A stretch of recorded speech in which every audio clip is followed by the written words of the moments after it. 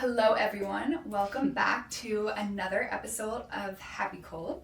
This is Taylor, your host. I am here with the beautiful Gabrielle Lanzoni. Hi, beauty. She is such a special human who has really ended up in a very niche industry.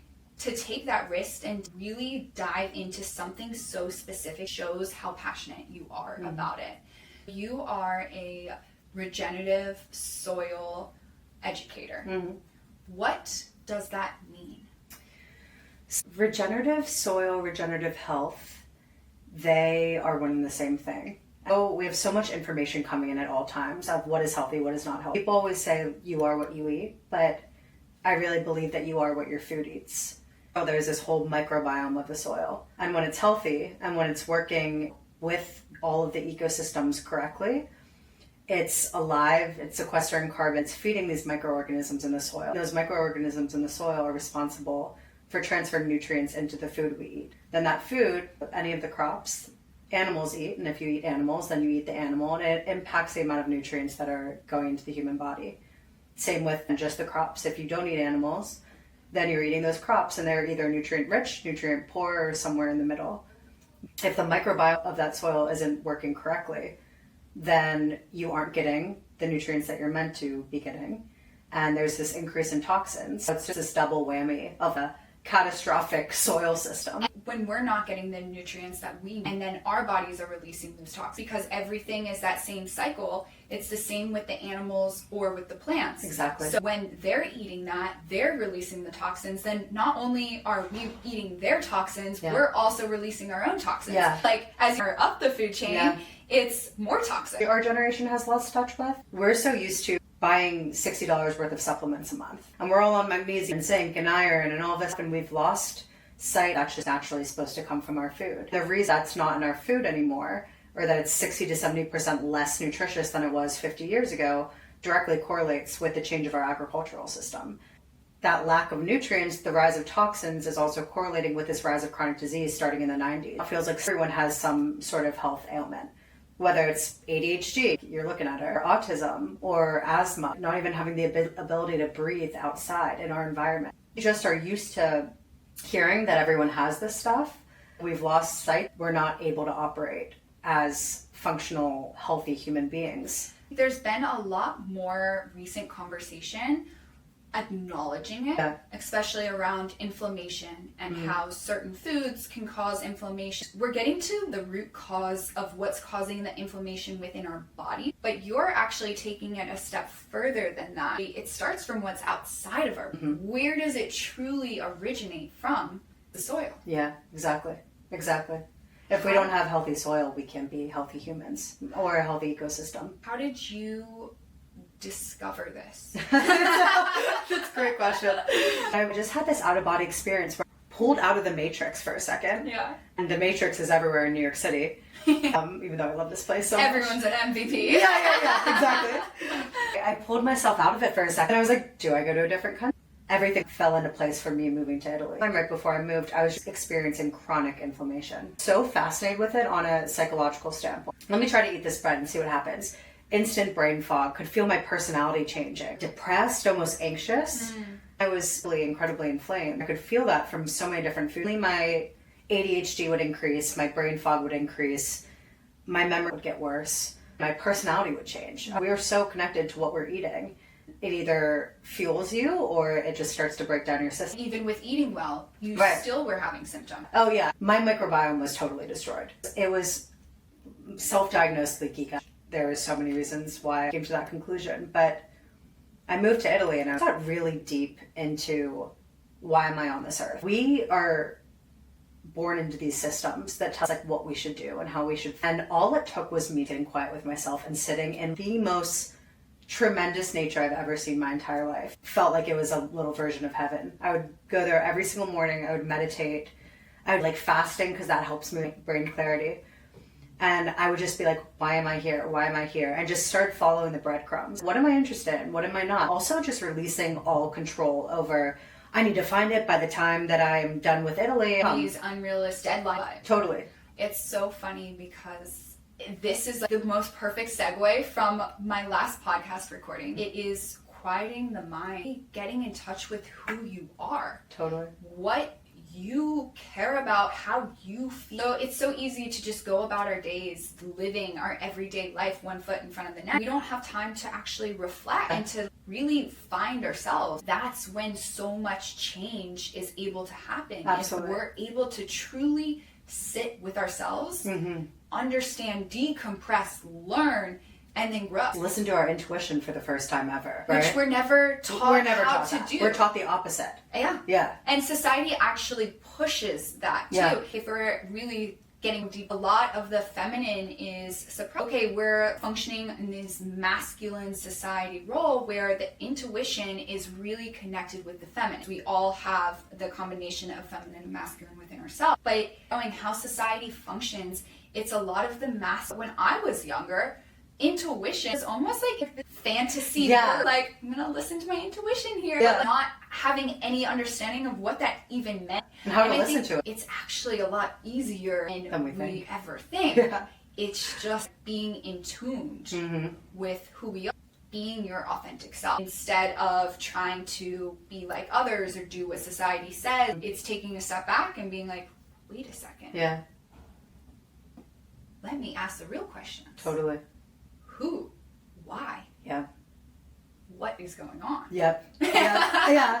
It's, again, like the matrix. You pull yourself out. And then the questions are really what start giving you the answer. Yeah. If you never ask those questions and you never listen for the answers, you'll just continue following what the rest of society does and says. Ask questions. You have to do that for yourself. Much of my life, like I wasn't asking myself the question. I was just doing the motion. As I think most of us are. When I was in this space of meditating every day in nature, asking those questions, I started to have these very clear messages coming through. I wasn't as concentrated on the messages as I was on the fact that those messages weren't coming through when I was in the United States because I was so inflamed. Like, it had me so disconnected from spirit because mind, body, spirit connection, they're all a holistic entity. If you're disconnected from one of those, which my physical body, my brain were not operating well, then I couldn't even reach my spiritual understanding of the universe if I tried. How did you get to that understanding? How did you uncover that? Over time, synchronicities are starting to align left and right. And it was the night that I got back from Italy. I was living with my boyfriend at the time. He was like, what's wrong? Your energy seems off. I was like, I put all this time and effort into trying to figure out what I'm on this earth for. And nothing came. Then that night, I had a dream. These dreams have happened 3 or 4 times in my life. They're very infrequent. I had a dream that I told my friends I was going into holistic health and follow the breadcrumbs, have a detachment from outcome. I start researching holistic health. I find the Institute for Integrative Nutrition. You know what? I really want to understand the vagus nerve and how what we eat impacts the way we think. I enroll a month later. And alongside my studies, I start being introduced to this body of research around our farming. Why is it so commonplace that we go to other countries and you can just eat all the dairy and the bread in the world and you lose weight and you feel incredible and you have the utmost clarity. All of this research I just started diving deeper and deeper into was just connecting post-World War II, change to industrial chemical agriculture, green revolution, growing for quantity over quality, feeding the world, which it did work. We were able to yield enough food to feed the world, but at the expense of the quality of the food. The 1940s, 1950s is where we saw this explosion. It took years to see how it was going to then impact the environment and climate change, but then also human health, animal health, and plant health. So as I got deeper into that, I was like, hold on. So you're telling me we don't have nutrients in our food anymore because of this destructive farming model. And we have this introduction of toxins that we've never lived with in the entire existence of human nature. We have the same genetic makeup. And we have the same genetic makeup. And you're saying all these diseases, and like the first sign of gluten intolerance was 1992. And now 70% are to some level intolerant to gluten. We've been eating bread and wheat since the beginning of time. Why now? We've been eating dairy forever. Why now? Why are we now all lactose intolerant? Why are there all these different milks that are popping up? And I was just so curious with it all. And it just kept coming back to, we destroyed our soil, and with that was the onslaught of destroying human health. My introduction into regenerative agriculture was all through the lens of human health. The destruction of soil also has to do with this imbalanced ecosystems. And healthy soil, the carbon goes in one of 3 places: the atmosphere, the oceans, or the soil. When there's too much carbon in the atmosphere and the oceans, you have algae blooms, coral reef depletion. With the atmosphere, you have wildfires, climate change. Too much carbon in the soil is good. It feeds the microorganisms, and those microorganisms are what transfer nutrients into our food. When you deplete that soil, the soil dies. There's no photosynthesis 101. There's no way to sequester the carbon into the soil. So that soil goes back into the atmosphere and the oceans. And you will see the rise of chronic disease, increasing climate change that is so incredibly overwhelming for people to grasp because they don't even know where to begin. Like, the destruction of our soil has so much with this imbalance in ecosystems. So if I say soil or farming or agriculture, because we're so detached from our food source, we go to a grocery store and you have every imaginable fruit and vegetable at any time of the year, which is not natural. You see their eyes glaze over. But when I say brain fog, IBS, when I put into question, why are you taking this many supplements when that should be coming from the earth, when that should be coming from our food? People's eyes light. Did you actually know there's a way that you can eat that not only restores the climate, but also restores the health of the human and puts those nutrients back into the food and has no toxins in the food system? Then people are like, well, where can I buy? It's not enough consumer education because this is so new. This 20, 30 years of having a destruction of human beings is still new. And overwhelming. For the everyday person, they're like, what do I do? Yeah. This is out of my control. For the last 3 years, have really been eating based off of where I am, eating locally grown food, listening to my body, different times, different phases. It will coincide with where I am in the world. I will eat more fruit, vegetables. And I'll ask myself before every meal, what do I really want to eat? Instead of just feeling we have to get this certain amount of protein into our diet, it's what food is my body saying that it needs right? That all really coincides with a lot of what you're saying about the soil. You can eat a whole bag of carrots, but you're not actually getting the nutrients from them. Your body isn't actually feeling that satisfaction. And once I started to eat local foods, I felt so much better, much more night and day difference. The first thing that I do before I travel anywhere is look up, where can I get my raw milk? Where can I get my grass-fed meats? Where can I get my venison and game meats that are local? How can I get organic? But it's so much more than just organic. It's foods that are actually grown, and it's hard sometimes because you can't really search regenerative farming. You can't go and search that. Learning, how can I go about searching it? I'm like, okay, where can I find fruit and vegetables sold from small farms, smaller producers, and local, and all these little tricks that I've picked up where now, 3 years later, I have never in my life felt this amazing. Well, I used to live every day with a stomach ache. Yeah. I don't have a stomach ache anymore. Yeah. It's the best thing ever. It's the best. I'm like, oh my God, I can actually take over the world. Yep. Yeah, and I don't have to be concentrating on that at all. It takes over your life. It does. I always said I can start to really do things and be in my career once I feel better. Part of it was definitely the make the excuses of why not now. I truly believe that your health is what creates your fabulous life. This idea of living a fabulous, luxurious life, it all starts with your health. If your health is out of order, then nothing else in your life can really be in order. You said it really affected you mentally. If it's affecting you mentally, it's going to affect your relationships, your production of work, your quality of sleep, and it's just this repetitive cycle. Yep, absolutely. The manufacturing of all of these ultra-processed foods have completely messed with our brain chemistry and have been having us crave those high sugar, high salt, high fat products. It's so insidious because these chemical research companies are all doing this research on what makes a human's dopamine levels go up and how do we synthesize this ultra processed food so that it becomes addictive. Like, ultra processed food is like as addictive as cocaine or tobacco. I have so much empathy for people who just don't have access to fruits and vegetables. It can be tough to find great sourced food depending on where you are in the world, especially in the United States. Not as much of New York City, and I'm not familiar with Puerto Rico, but I assume they have way better farming. Puerto Rico's interesting. The soil there is actually very nutritious. Plus, there's a lot of different microclimates within the island itself.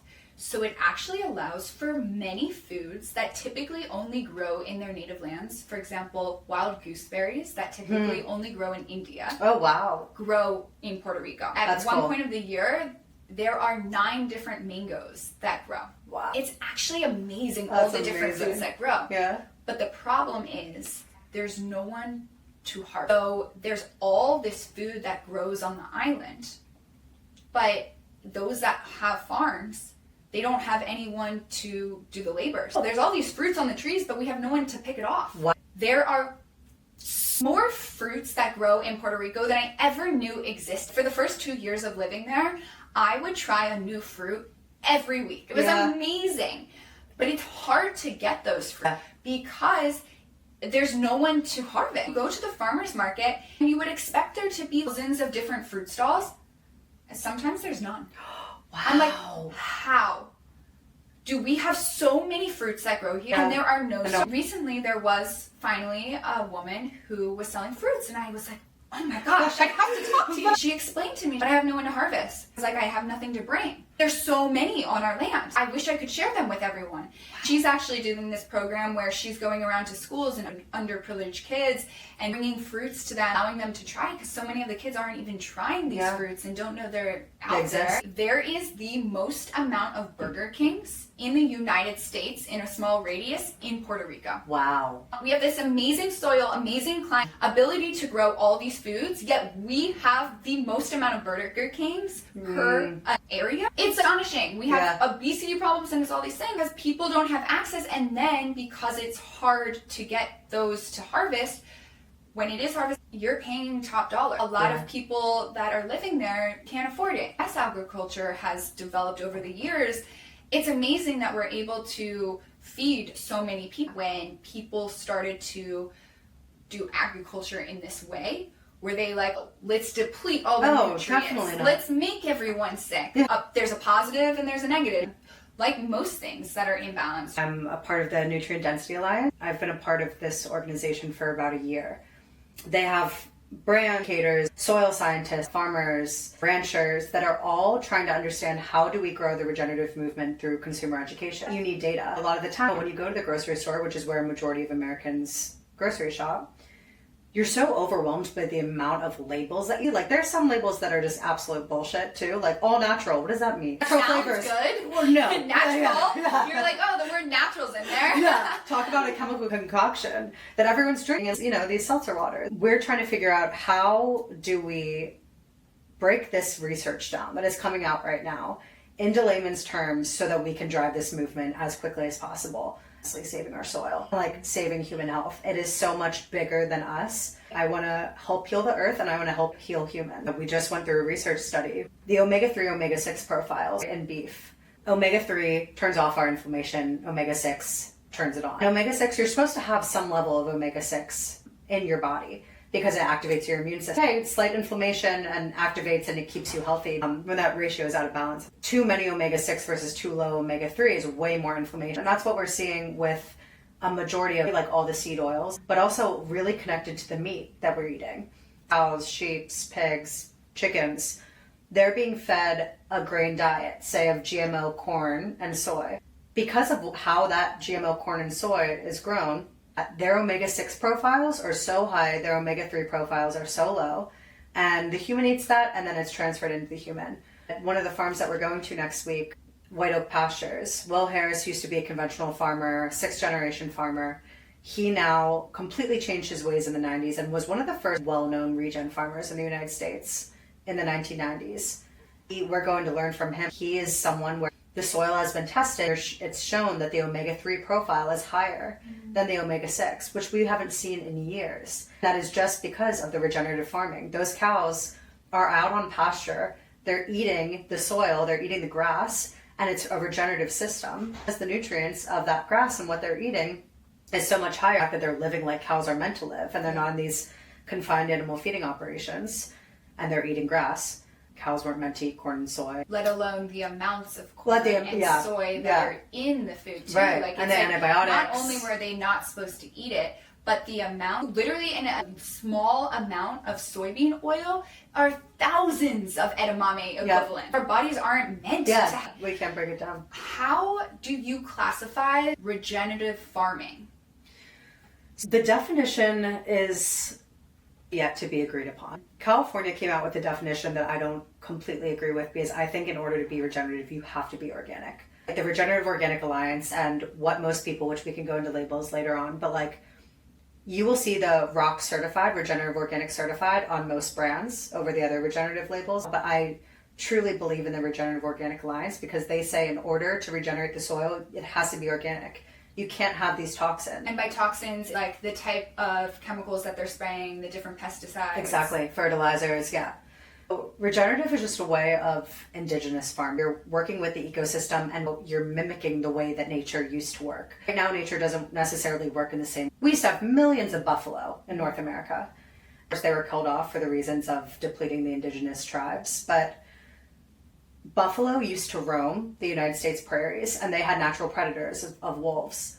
When buffalo are walking on the soil, they're eating the grass, their saliva is getting into the grass, they're pooping and peeing, that acts as a natural fertilizer, but they're never grazing for too long because they had natural predators pushing them one way or the other. So they're never overgrazing the land, and then they're fertilizing it just because that is how nature works. They are the fertilizers. So right now, because we don't have buffalo really anymore, and they don't have as many natural predators, one of the tenets of regenerative farming is planned animal grazing. You take cows, ruminants, sheep, goats, pigs, they're out grazing the land, and then you move them to another plot of land so that they don't overgraze because they don't have predators. It's mimicking what the natural ecosystem would do. Exactly. Monoculture, which you've probably heard a lot in industrial chemical farming. If you look out into nature, into a wooded forest, you will never see all of one thing. You'll see a bunch of different plants, a bunch of different species of trees. The reason for that is all of the microorganisms that power those trees and those plants, they all symbiotically work together under the soil. And that is what keeps the soil healthy. So when you're monoculture, right, when you're doing all corn, all soy, that is why there's these infestations of pests, is because nature's really effing smart. And nature comes in and they say, oh, the soil underneath isn't working. Well, this isn't going to be a good crop. They come in and they take out that crop. Humans saw it as, here come the insects that are going to destroy our crop. Let's spray all these insecticides. It's like we're fighting with nature. Yeah, exactly. Nature always wins. Nature always wins. Nature always wins, which is why our soil is depleting. When that depletes, we're gone. Once our soil is gone, so we wouldn't have the ability to grow food. Lab-grown food is not going to save us. We're done. So going back to it, the planned animal grazing. There's polyculture, meaning multiple cultures of crops. There is cover crops because you never leave the soil bare. Deserts are man-made phenomena. Deserts are not actually natural in ecosystems. It's just usually through agricultural management and human intervention. If you ever see desert land with no plants, that is bad because the topsoil is just eroding with droughts, with flooding.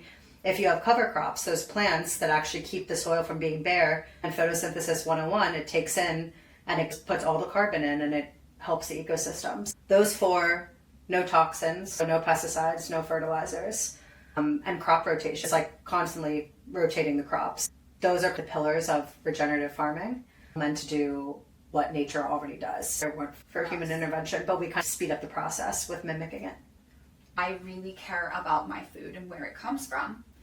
I spend so much time finding my food, searching and finding the right places. That's my shtick. I love to do it.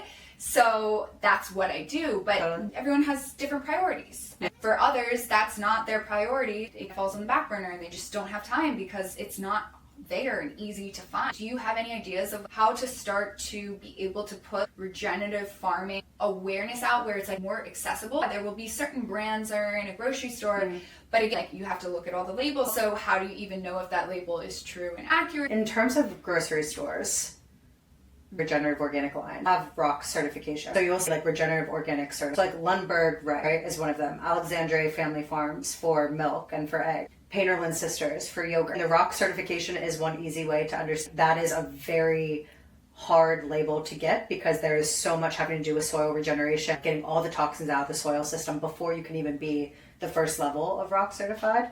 But that is one way that consumers can see that is something that I can actually trust. So it's called the ROC certification. Yeah, under the Regenerative Organic Alliance. ROC is the most common. Whole Foods is starting to get a lot of their products.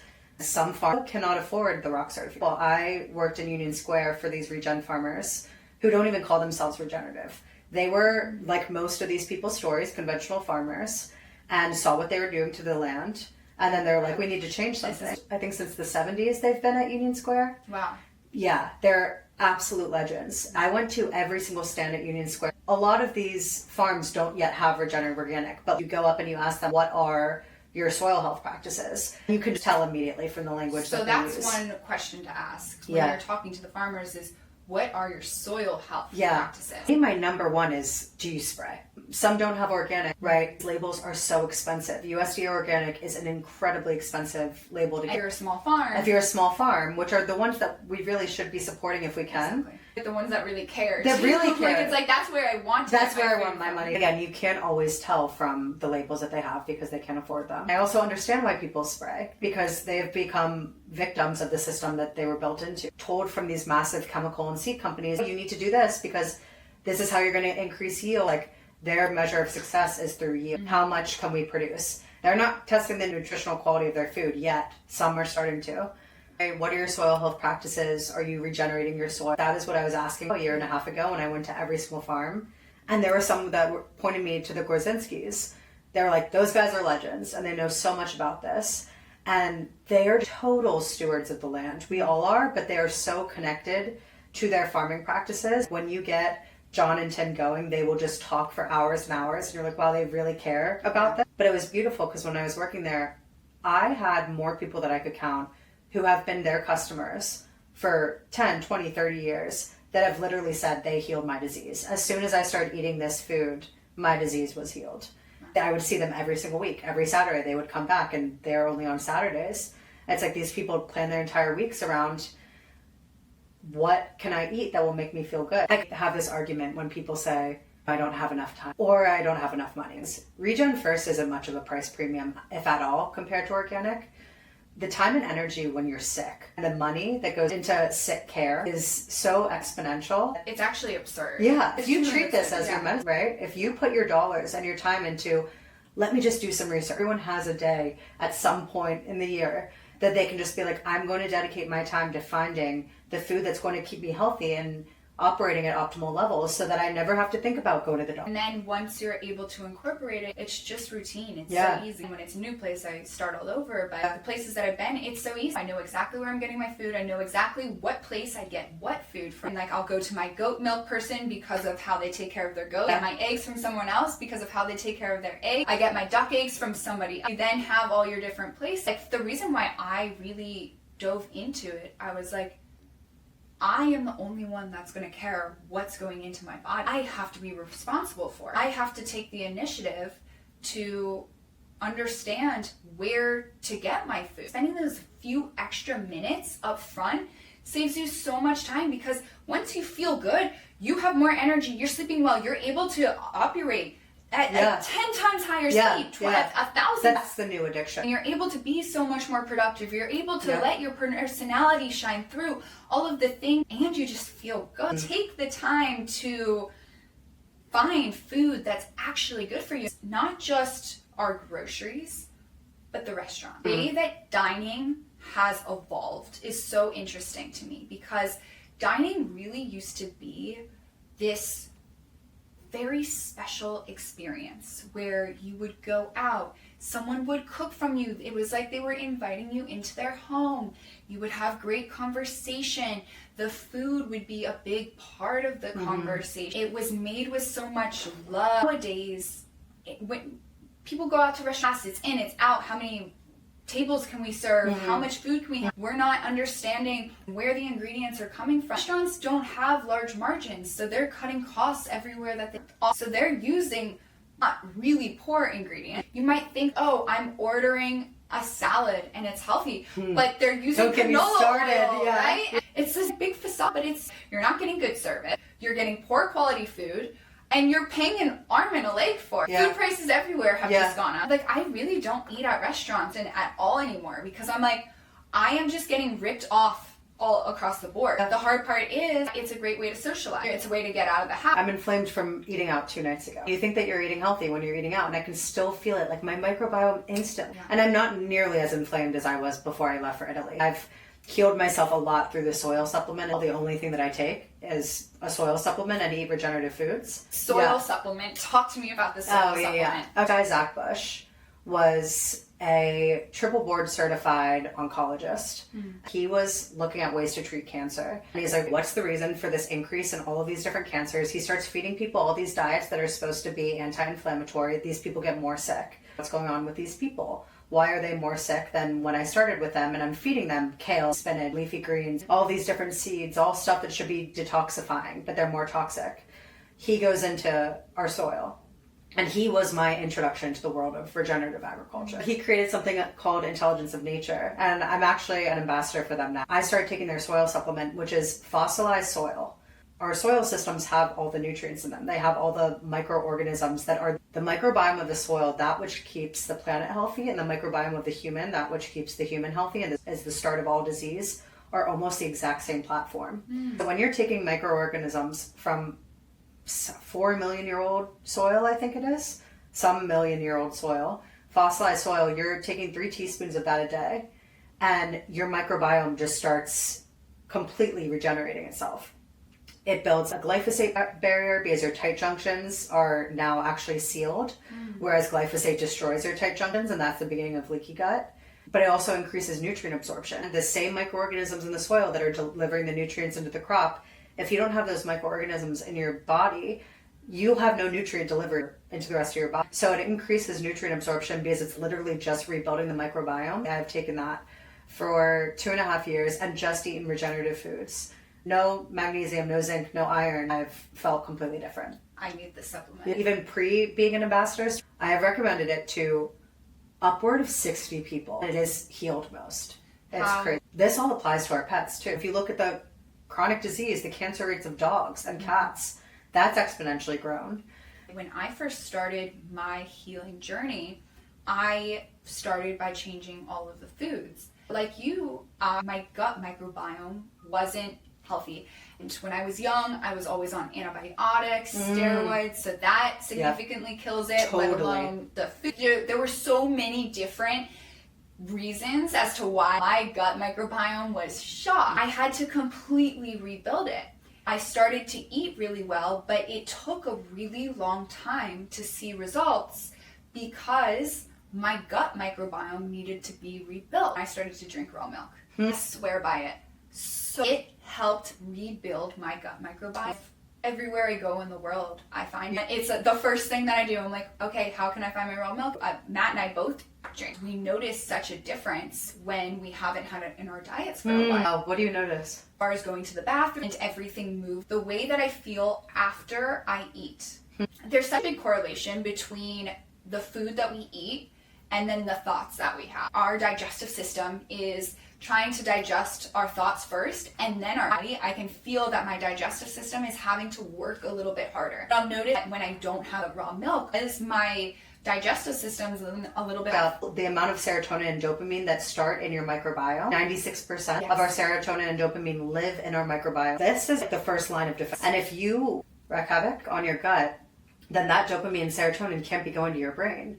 And so it's just like immediate. Almost like a loss of life. You are lacking the life. Yeah, you're literally lacking nature. And that's all it is. It's so simple. At the end of the day, supplement industry is multi-billion-dollar industry. Everything is what is outside of yourself in order to be healthy, to be happy. All of the answers are within yourself and like within nature. We just have lost sight that we are so interconnected. Whole other can of worms is how do we digest that pill? Are we actually getting the amount of nutrients that is in that cap? What percentage are we getting? Is a tincture more effective than a supplement? Biochemically, how you're breaking that down in the body, things are not meant to be taken out of their natural structure, and they won't digest in the body in the same way. Even with the soil supplement, you have to have a microbiome that's able to deliver those nutrients, and that's why I take regenerative foods with the soil supplement and not the soil supplement with other supplements, like actual pill supplements. When it's siloed, when that magnesium, iron, zinc, you're not getting through kale or you're not getting through Brazil nuts or whatever it may be, it doesn't have the whole picture. It's just moving through your body. Yeah.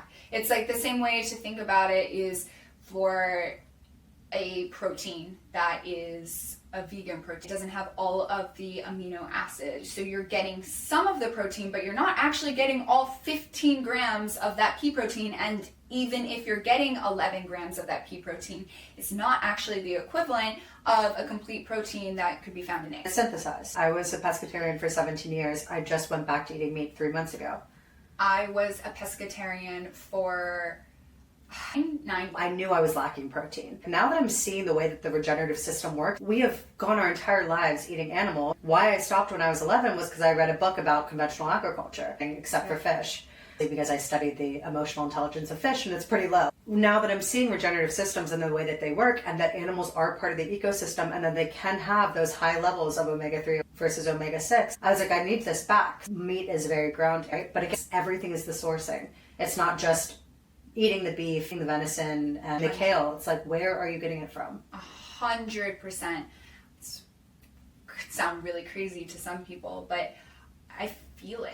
There will be times that I'll eat something and my body does not want this. Do not want this. Wow, that's a superpower. Yeah. That not many people are in touch with. I mean, it's taken a long time. It didn't just come naturally, but I am at that point where my body's like, wait a second. No, our bodies are so smart. It was just that specific food for whatever reason, where it came from, what that animal ate. I was pescatarian for 9 years. I was in Bali.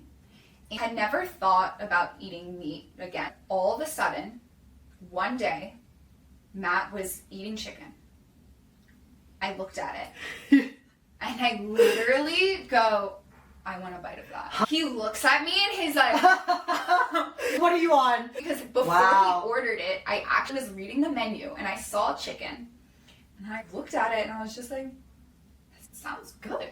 Wow. He ordered it and I had a bite of it. Now I do not eat chicken. Add on another complexity of how intense I am with my food. Every animal has a frequency and different energies that it gives off. And they'll vibrate at different frequencies. So all of us have a different, everything, the table has a frequency, everything in the world has a frequency, sounds, sights, colors. Coming from an Ayurvedic, I couple my approach to food through a bunch of different various modalities and beliefs and have made my own based off of what resonates with me. That's great. If you're eating foods at a certain frequency, then you're actually becoming that frequency. It's actually the same approach that I take with clothes. I wear certain fabrics because they have the certain frequency. My frequency will be raised when I'm wearing that clothing or eating that food. Absolutely. So chicken actually vibrates at a lower frequency. However, in Bali, there was something about these chickens. I don't know if they got more love, what they were eating, but I felt great eating that chicken. Wow. However, every other place I've been in the world, I've never felt drawn to eating a chicken. Interesting. It's so interesting. Wow. Wow. Trust that. And it comes right. All of the answers, when you get quiet with yourself, when you listen to your body, you're not following what everyone else is doing, these fad diets or whatever it may be, whatever the new health craze is. You feel great. Exactly. I met this guy, Fred Provenza, who is an absolute legend. Force of Nature meat, if you're familiar with it, their sourcing of their meat is absolutely incredible. I went to their conference called What Good Shall I Do in Fredericksburg, Texas last April. And Fred spoke, and he has a whole book on the innate body wisdom of animals.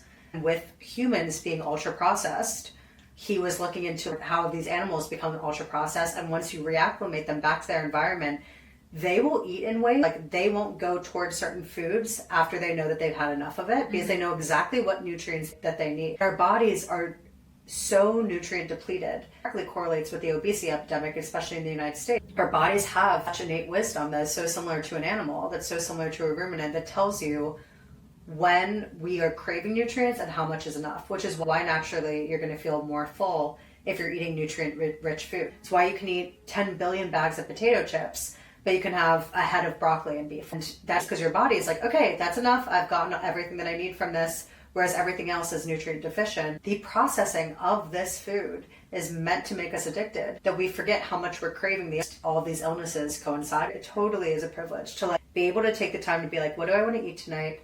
Where am I sourcing this from, and how am I going to eat it? If you are still on the ultra processed route, how can you change that in incremental ways? Meet people where they are. They just start making those little changes where Maybe the chips are regenerative potato chips. They're regenerative potatoes. Great. That's oil. The type of oil. Are you eating lesser evil popcorn, or are you eating the canola oil popcorn? So you can make tiny, tiny changes that are maybe $1 to $2 more price point, but they're going to make such a massive change if you can't source everything from, if you don't have access to a local farmer's market, or if you're in a food desert and you're just surrounded by dollar shops. Absolutely. Not if you eat something once, it's not going to kill you. It's all of the times that we're repetitively eating it. It's all those small changes, those really small changes you're able to make that will actually have a lasting impact. What habits are you able to develop? You can still enjoy and have foods that are similar to tasting if you really like that and you really enjoy that. How can you slightly shift it? So that way you're still having that enjoyment. If you love sweets, the best way to change but still have sweets, dates and fruit. Dates and fruit are actually so sweet instead of a candy bar. Alex ice cream, regenerative ice cream, no fillers, no preservative, actually milk from a regenerative cow. It is absolutely delicious. Are you going to go with this one brand that has all of these things that aren't meant to be broken down by the human body? Are you going to go with ice cream? I know that this is way better for you because it's just swaps. To begin. Looking at the ingredient list and looking for whole foods that are in the list. As soon as you see a word that you're like, oh, that's not like a food that's grown in our... Even vanilla. Vanilla bean is a real plant. It is a pod.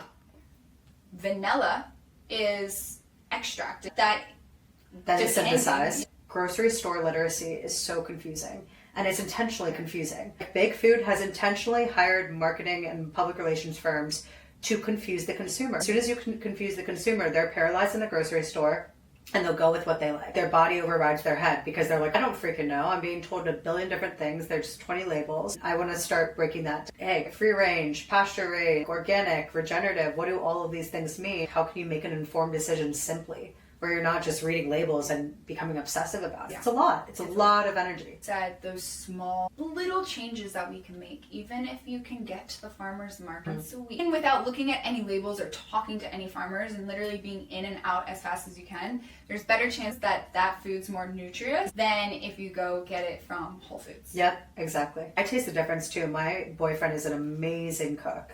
He has a whole ceremony out of it. Wakes up Saturday mornings, goes to the Prospect Park Farmers Market. He's like a kid in a candy shop, and he sources really well. If he buys grocery store salads, you can taste that difference. Recently, we had radishes maybe 3 or 4 months ago. It's like they don't have the pepperiness. Your taste buds change, and then you become a little bit of a food snob. 100%. I like to say I'm not picky. I just know what I like. Yeah, exactly. There's nothing wrong with that. It's beautiful. And a lot of the foods that are in the grocery stores don't actually taste like the food. No, they taste like nothing. You wonder why people aren't obsessed with fruit. I love fruit. I go back to visit my parents in Maryland, and I've gone to Whole Foods, and I've gotten a mango from there before. We cut it open. Matt and I were just like, oh my god. It's white. It tastes horrible. I wonder why people don't eat mangoes here. It's not grown there. You shouldn't eat it. That's another good thing. Look for the foods that are grown. You can easily do a quick Google search and be like, what foods are in season right now? What fruits, what vegetables. Totally. And you try something that's not local or not that in season. Yeah. Oh my gosh, it is night and day difference. Night and day. I'm working with a woman under Nutrient Density Alliance. Her name is Sherry Hess. She is trying to drive the regenerative movement through taste, creating something called the Taste Coalition. My friend, his parents are 70 years old, and I would talk to them all the time. They'd be like, food just doesn't taste the same. What you are tasting in the food is the micronutrients. Like when something is in season, local, grown the right way in the right soil, you are tasting the nutrients. Our bodies literally want that more because it tastes well. If it's bland and pale, just don't even touch it. You're not getting the nutrients from it. It's going to probably turn you off from that food that you thought that you liked. The taste is so interesting. It makes so much sense that the taste are the micronutrients. The micronutrients are what turn your signal that you're full and satiated on. And the color, it's more beautiful. It tastes better. We want it, and that's just nature being like, hey, I'm ready to be eaten. Cycle of life. It's fascinating. The cycle of life that has to do with love. Loving yourself enough to care about what you're eating. My question to you is, how do you lead with love through food? That's a good question. Like, my body is my baby. If I were pregnant right now, how would I be eating knowing that thing, my offspring, is going to be impacted by that? A lot of the damage starts in the womb. Like, so much of the microbiome of the mother has to do with the microbiome of the kid. It's a constant journey of self-love, especially in my circumstance. If I am nourishing my body like it is my baby, then the ramifications of that are so large. I treat myself better. I treat everyone around me better. I just did a 10-day detox. Like, the thoughts I was having were so pure and kind. The way that I was treating everyone else. Once you feel that, that becomes so addicting when you know that you can operate in a way that is so opposite of how you would when you don't treat your body well. Absolutely. I totally agree. My last question for you. Yes. What does living your most fabulous, luxurious life look like? Living in authenticity. That has been a question that I've had since I was so young, of nature versus nurture. And we're going back to what we opened with, right? These conventional beliefs that we have. As soon as I started listening to that was like, I started to be like, who is Gabrielle Lanzoni? What makes me tick? Let me just follow that. If everyone lived authentically, the rate of anxiety, depression, or the increase of love would be so amplified because people are living in their truth. I genuinely think it's the most important thing you can do in this lifetime. We are all here for a reason. What is your soul contract? And if you're living authentically to yourself and you're listening to that and continuing to revisit it, because we always stray and we always have to come back. It's just a constant cycle. But if we were all living authentically as who we are, how we dress, how we look, what we say, and we weren't thinking about who am I going to drive away, who's going to judge me, that's when the people come into your life that are meant to be in your life. And that's when you lose the people that you're meant to lose. And it's a constant growing process, and it's a lot of letting go. Being an entrepreneur is really hard, especially when you're starting out. I would not have it any other way. To have found my calling on this earth, pursuing it, to sometimes have no idea where the money is coming from, to have this mental game with yourself where you have to be a tad delusional to be an entrepreneur, because you have to have so much love and trust in what you are doing, not have that falter to the point where you blow up. Climbing the corporate ladder, not doing work that's authentic to who I am, but knowing that I have this amount of pay, not at all. I would never take that again compared to where I'm at right now, which is very uncomfortable, but so aligned with my spirit that it's the most important thing on earth. I completely agree. So much of what you just said resonates with me. I was climbing the corporate ladder up until I first got to understand myself and then took that risk on myself. Now I finally feel fueled, feel so alive. Oh my gosh, I am doing what I should be doing. Totally. There is no better luxury than that. Absolutely. And you exude that too. You exude that through your communication, through your confidence in yourself, that people subconsciously are like, who is that girl? What does she have? And I'll have it. And they're attracted to you. I genuinely think that's what every person wants on this earth, is to be seen fully for who they are and to be accepted for that, and to be able to show the world that to whatever degree they're comfortable with. And it's like such a freeing force. If you are doing what you're meant to do, if I'm doing what I'm meant to do, other people seeing that, it gives them the courage, and then it's just this domino. And we're putting into the world what we're supposed to be. You're adding and you're contributing as much as you can. As stewards of the earth, we should leave this world and the people in it better than how we came into this world. Thank you so much. You're welcome. I love you. So beautiful. I